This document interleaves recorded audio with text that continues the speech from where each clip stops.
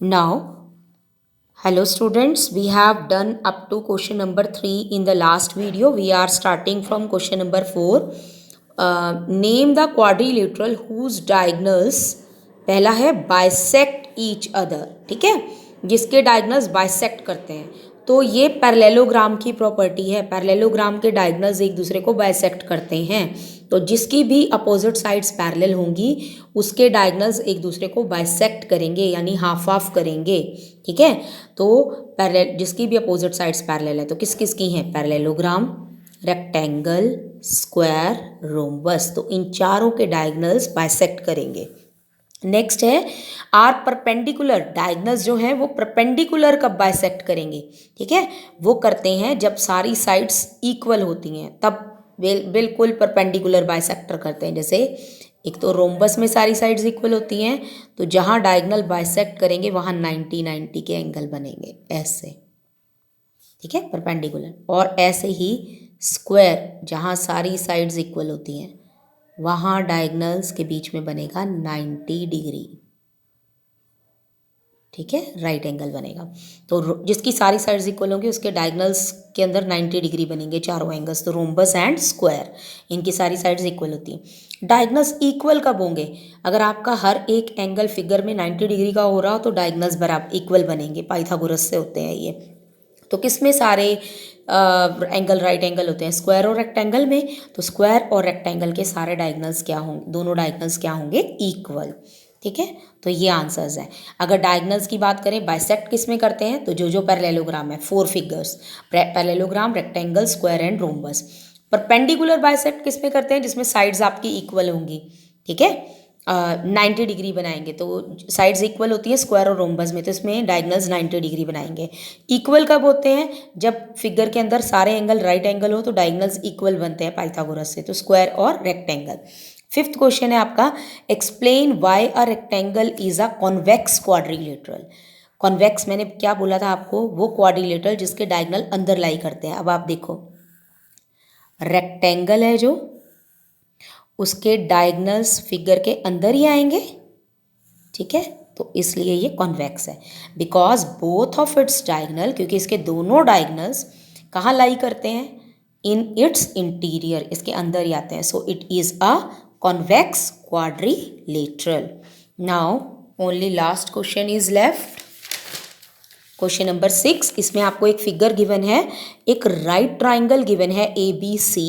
ठीक है, और AC का मिड पॉइंट, मतलब AC के बीच में आपको O दिया हुआ है कोई, और B और O को ज्वाइन किया हुआ है.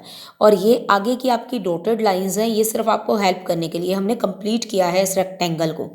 आपने ये प्रूव करना है इस फिगर में. आपको फिगर सिर्फ इतनी गिवन थी, ABC राइट एंगल ट्राइंगल है जहाँ पर B पे राइट एंगल है. O जो है वो मिड पॉइंट है of the right, opposite to the right angle. तो राइट एंगल के अपोजिट कौन सी साइड है? राइट एंगल के अपोजिट कौन सी साइड है? AC. राइट एंगल ये रहा और उसके सामने कौन सी साइड है? AC. ये मिड पॉइंट है, इसका मतलब ये दोनों साइड्स इक्वल हैं. तो आपने ये बताना है कि एक्सप्लेन करना है why O is equidistant from A, B and C. A और C से तो आपको खुद ही पता चल गया क्यों इक्वल है इसका डिस्टेंस. क्यों ये इक्वल डिस्टेंस पे है? क्योंकि O जो है वो मिड पॉइंट है किसका? AC का. तो जितना वो A से दूर होगा उतना ही C से, तो वो इक्वी डिस्टेंट होगा A और C से. अब B से कैसे होगा? तो ये जो डॉटेड लाइन है, यह आपको रेक्टेंगल प्रूफ कंप्लीट करके दिखाया हुआ है. जितना BC है उतना ही आपने A से D लाइन बना लेनी है इसको मेज़र करके. और ऐसे ही जितनी AB है उतनी DC पैरेलल भी लेनी है आपने, और लेंथ में भी इक्वल लेनी है. ठीक है, पैरेलल भी लेनी है आपने. पैरेलल में ऐसे साइन डालते हैं एरो कि दोनों एक ही डायरेक्शन में जा रहे हैं. और ये मैंने डायगोनल कंप्लीट कर दिया. अब आप देखो, AD पैरेलल है BC के और AB पैरेलल है DC के, और हर एक एंगल राइट एंगल भी है ना. ठीक है, क्यों?